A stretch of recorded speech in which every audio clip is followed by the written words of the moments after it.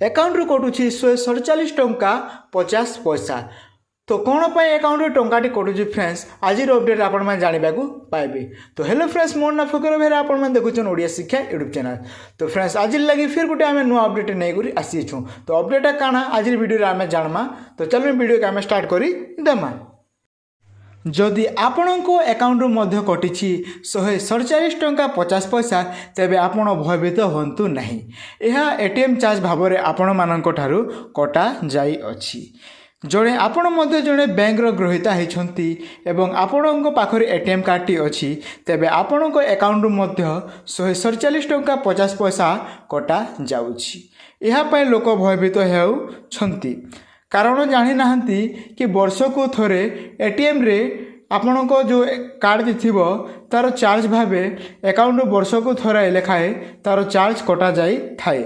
जदि आपण को मध्य कोनोसी बैंक रे खाता अछि एवं आपण को एकाउंट मध्य 147 टंका डेबिटेड होईछि तेबे आपण भयभीत होंतु नाही। यह आपण को एकाउंट रो एटीएम चार्ज भाव में यह आपण को ठारू कटा जाई अछि। जदि आपण जड़े स्टेट बैंक ग्रहीता किंबा जेकोसी बैंक रे मध्य आपण खाताटी अच्छी तेबे आपण एकाउंट रु 147 टंका 50 पैसा डेबिट हेबो। यह एटीएम थिले खाली हेबो।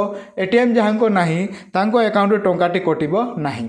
जदि आपण एकाउंट रु मध्य एटीएम टी अच्छी तेबे आपण एकाउंट ठारू मध्य 147 टंका 50 पैसा डेबिट हेबो।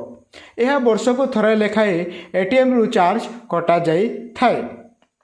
जदि आपण मध्य जड़े एकाउंट अच्छी आपण पाखरे तेबे आपण ठारू मध्य 147 टंका 50 पैसा कटा हेबो। एथिपई आपण भयभीत होंतु नहीं। यह कटिबा स्वाभाविक। यह थिला फ्रेंड्स आज किछु न्यू अपडेट। जदि वीडियो भल लगी तेबे आम ओडिया शिक्षा को सब्सक्राइब करतु पाखरे बेल को दबाई दियंतु। धन्यवाद।